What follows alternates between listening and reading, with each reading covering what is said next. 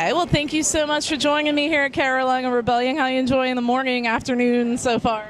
I just got out of bed, so It's morning for you then. it's morning for me. What's it, like 2:30? It's always, yeah. Afternoon's my morning. I was up at the crack of 1:30. So first off, can we talk about, there's been a lot of news right now for Seether. Look, it's Isolate and Medicaid is due out later. So what can you share with us about it? Yeah, it comes out July 1st. Just the single dropped, I think, 2 days ago. So starting to put, well, at least the single in the set for now.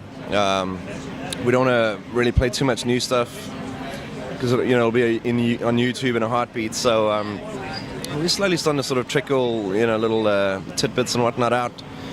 But yeah, man, we're excited about it. Recorded with Brendan O'Brien in LA, and yeah, everything it was kind of an easy album to make. Everything went really smoothly, went really quickly. The writing took, always takes a bit of time, but the actual recording of it took us about, I think it was 16 days in total. That's it? Yeah, to do the whole thing, and it just came really easily and just worked really well, and yeah, we're excited about it. So can you take me in the studio for maybe one or two tracks in particular, even without names, but like tell me what the mindset was like? Yeah, there's I don't know, I think there's a lot of strong stuff on this album. One of my favorite songs is a song called Crash. I believe it's called Crash. That was the working title anyway. But it's a little bit different, It's we've never been a band who wants to release the same thing over and over again. We want that would get really stale for you guys, I think, if you did. Absolutely, and I think for the fans too. So we've always wanted to do something a little bit different. Let the music evolve a little bit and change, and just not be exactly the same as what we've released before, and keeps it fresh for the fans, keeps it fresh for us, who have to play these songs every night. So is there any way that you guys have pushed or challenged yourself this time around? I think so. I think each album we do, we try to, kind of push ourselves. I think this album's got a lot of heavy, like sort of heavy guitar riff type stuff on it. But at the same time, it's got a great sort of sense of melody about it. Sean's vocals were, I think, really strong. Probably the best I've heard him sound on this album. Very melodic, very great. Lyrically, it's great. I think, I think we've made a good album with this one. Absolutely. I think what's always fascinating to me with a band is to take, you have 3 to 4 minutes to tell a story and evoke an emotion in a listener, and that can be not always from the lyrics, but even from the tone overall of the album. What does that mean to you creatively? Yeah, it's tough. You want to make an impact in, like you say, 4 minutes. Yeah.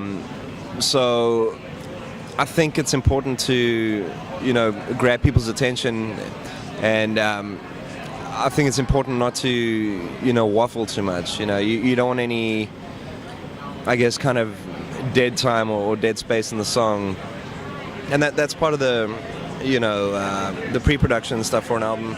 You go and you refine the song, you listen to it, you record a demo of it, you live with it, and after a while you say, okay, I think we can lose this part. Let's do more with this part. So there's really a lot of thought. I don't know if people realize or not, but there really is a lot of thought that goes into a song. And a lot of sort of back and forth and trying to get the best out of the idea that you possibly can. Did you guys have anything left over that didn't make the cut? We had a couple songs. We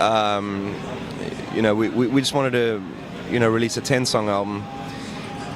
But then it was so hard because we'd recorded 12, and picking the 2 that weren't going to make the cut was so hard because, It's like your children, right? Exactly. It's like kicking eggs out of the nest, and so it was quite tough. But, I think we'll probably ultimately end up, releasing maybe like a deluxe version, with some... I feel like there's always a way to use them later for something, Yeah, I mean, in this day and age, there's so much, there's so many cool ways you can use a song, whether it's a movie or... Demand is there too. Like, fans always want something new, like immediately. It's like as soon as an album comes out, they want something next, like right away. Right.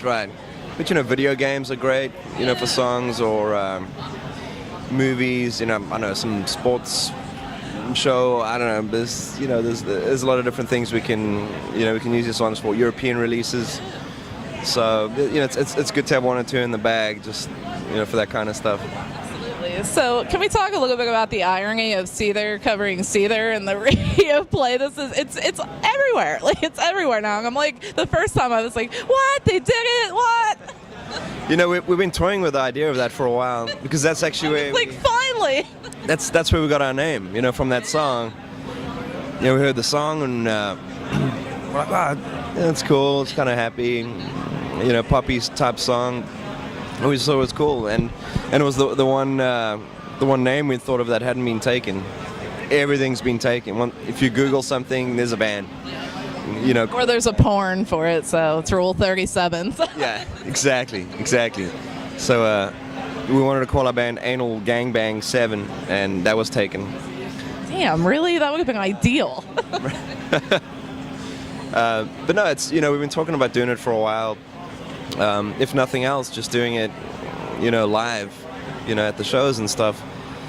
But yeah, we decided that we, wanted to record it. And the reason we actually did it was our first single, Words as Weapons, pardon me, was we recorded 3 songs for the greatest hits release that we put out last year. And that's one of the dog crapping. Yeah, I was going to ask. So that was like one of my next questions on there, but we can get to that. We'll get to that. So we were kind of actually resistant to the idea at first of releasing this greatest hits thing, and we feel like our label at the time was just trying to cash in, and we're not about that. But I guess we came to a compromise. Basically said, well, if we're going to release something, if we're going to expect people to buy stuff they already own, probably, we want to give them some new stuff. So we put on some demos, wanted to record some new stuff.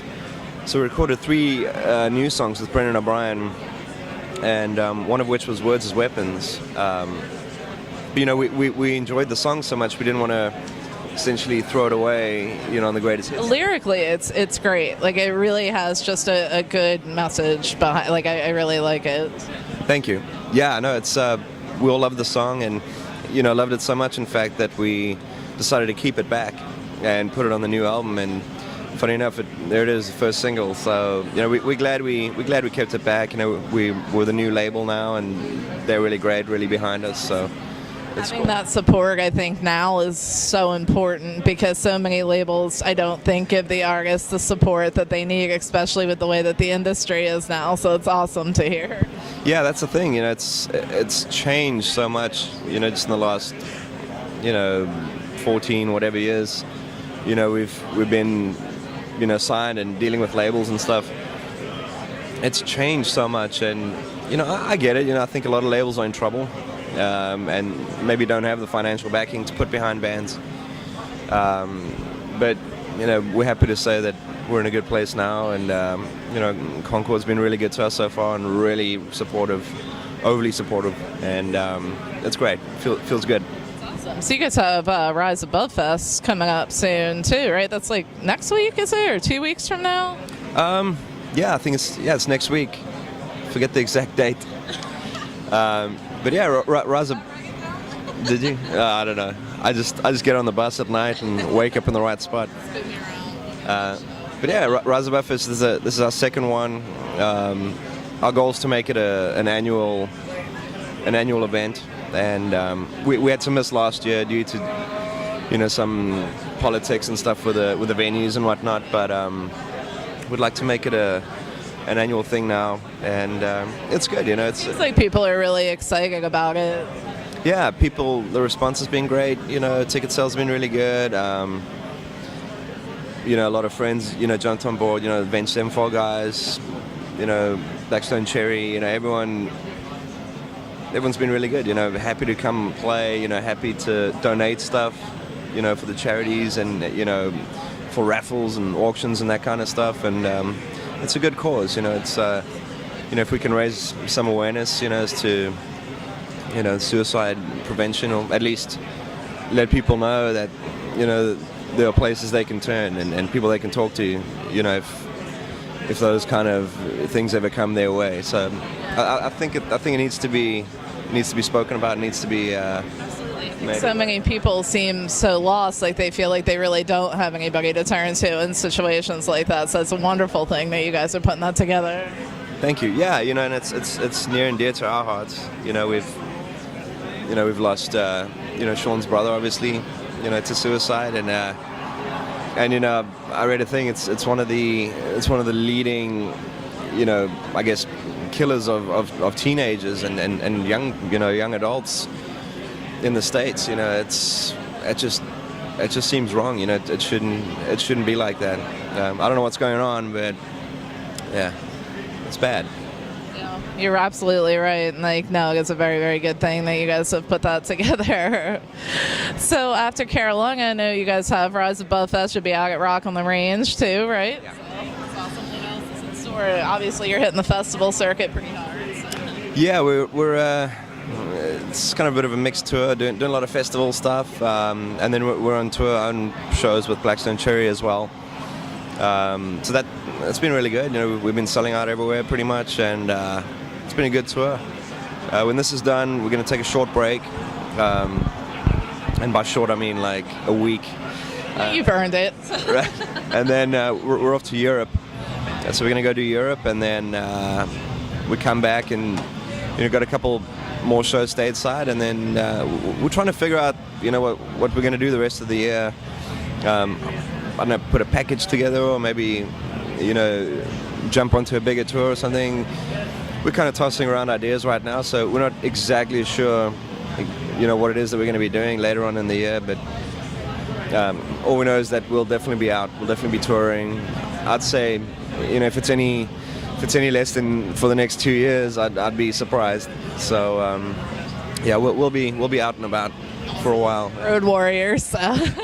Definitely. Well, I want to thank you so much for taking a few minutes to speak with me. I appreciate it. Look forward to seeing you here and out at Rock on the Range in 2 weeks too. So great. Awesome. Thanks. Good to see you.